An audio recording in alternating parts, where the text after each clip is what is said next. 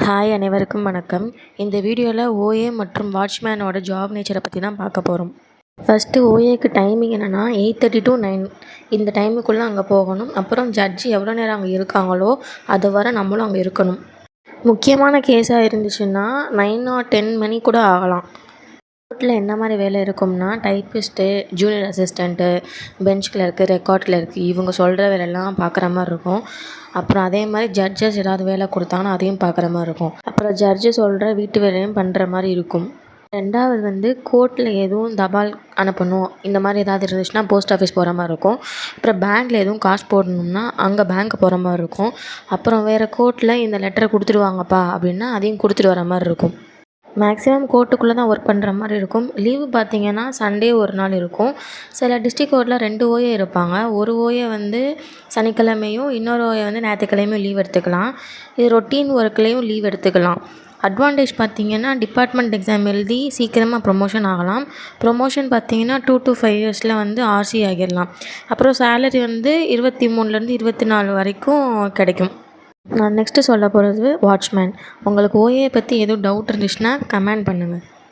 வாட்ச்மேனுக்கு எப்படி ஒர்க் இருக்கும்னா அவங்க மார்னிங் 7 o'clockே கோர்ட்டுக்கு வந்துடணும். இவங்க மெயினான வேலை என்னென்னா கேட் வாசலில் நின்று செக் பண்ணி அனுப்பணும். அவங்களுக்கு பார்க்கவே உங்களுக்கு சந்தேகமாக இருக்குது இவங்கள அப்படின்னா அவங்கள ஃபுல்லாமே செக் பண்ணி அப்புறம் தான் உள்ளே அனுப்பணும்.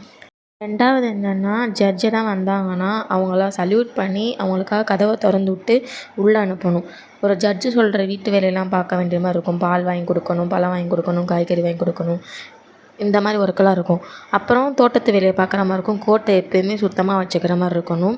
அப்புறம் உங்களுக்கு மெயினான வேலை ரோந்து போகணும். இதுதான் அவங்களோட மெயினான வேலையாக. அப்புறம் உங்களுக்கு அட்வான்டேஜ் பார்த்திங்கன்னா ப்ரொமோஷன் அது எப்படின்னா 3 to 5 இயர்ஸ் இருக்கும்.